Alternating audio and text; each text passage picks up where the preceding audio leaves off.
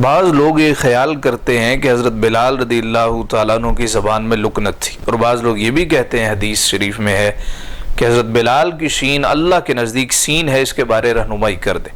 حضرت بلال کے بارے اور بھی بہت سی باتیں مشہور ہیں کہ ایک مرتبہ آپ نے فجر کی اذان نہیں دی تو اللہ نے سورج سے کہا تم نے طلوع نہیں ہونا، جب تک بلال اذان نہیں دے گا تو تجھے طلوع ہونے کی اجازت نہیں ہے، لہٰذا اس روز فجر بھی تاخیر سے ہی طلوع ہوئی۔ ایک اور بات حضرت بلال کی بابت ہی مشہور ہے کہ حضرت بلال کے ہونٹ بدے تھے، موٹے تھے۔ ایک اور بات مشہور ہے کہ کالی رنگت والے تھے۔ تو اس طرح کی باتیں مشہور ہیں۔ حضرت بلال کون ہے؟ مشہور و معروف صحابی ہیں، اور مکہ مکرمہ میں آپ پیدا ہوئے ہیں۔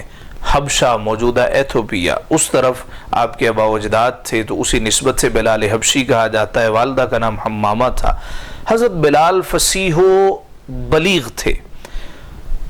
حدیث مبارکہ ہے، حدیث سنن نبی داؤد میں حدیث نمبر 499، نبی اکرم صلی اللہ علیہ وسلم کی خدمت اقدس میں جب حضرت عبداللہ بن زید حاضر ہوئے، یا رسول اللہ مجھے خواب میں اس طرح اذان کا طریقہ سکھایا گیا، تو آپ نے فرمایا بلال کو اذان سکھاؤ۔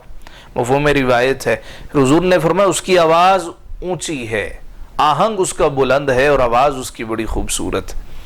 تو اس حدیث سے ثابت ہوا یہ جو لوگوں نے مشہور کر رکھا ہے جی وہ شین نہیں ادا کر سکتے تھے، اشہدو نہیں کہتے تھے، اشہدو کہتے تھے، یہ روایت اصل نہیں ہے، اس کی کوئی بنیاد نہیں ہے، یہ روایت غلط۔ علامہ ابن کثیر رحمۃ اللہ تعالی علیہ نے البدایہ والنہایہ میں لکھا ہے، دارالفکر بیروت سے چھپی ہے، جلد اس کی 3 ہے، جلد اس کی 5 ہے، صفحہ نمبر 333 ہے۔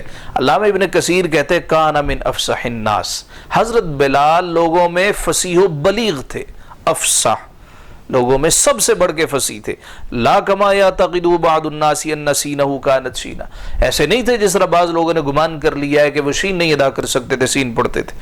حتی ان بعض الناس يروي حديثا في ذلك لا اصل له عن رسول الله صلی اللہ علیہ وسلم انه قال ان سین بلال عند اللہ شین، کہتے ہیں کہ اس کی کوئی اصل نہیں ہے جو لوگوں نے مشہور کر رکھا ہے کہ حدیث میں حضور علیہ السلام نے فرمایا بلال پڑھتا سین ہے مگر اللہ کے ہاں شین ہی ہوتی۔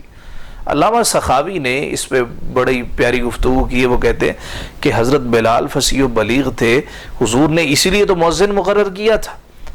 اگر فصیح و بلیغ نہ ہوتے، آواز اچھی نہ ہوتی، ان کی آواز بلند نہ ہوتی، تو حضور علیہ السلام کفار کو موقع دیتے۔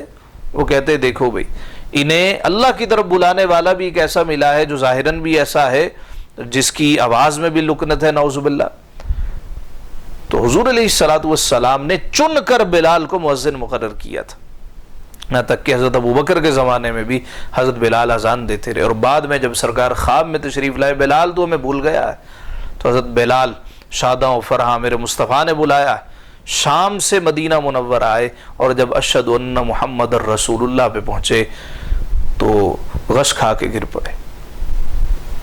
جب ہوش میں آئے کہا بلال اذان نہیں دے گا۔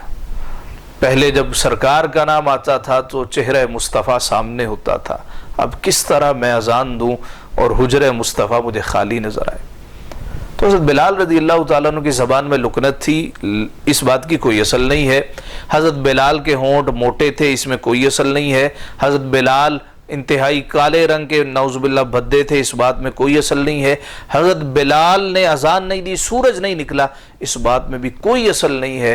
کسی حدیث کی کتاب میں اس قسم کی باتیں موجود نہیں ہیں۔ اللہ تعالی ہمیں صحیح معنوں میں دین متین پڑھنے کی، سمجھنے کی، سیکھنے کی توفیق عطا فرمائے۔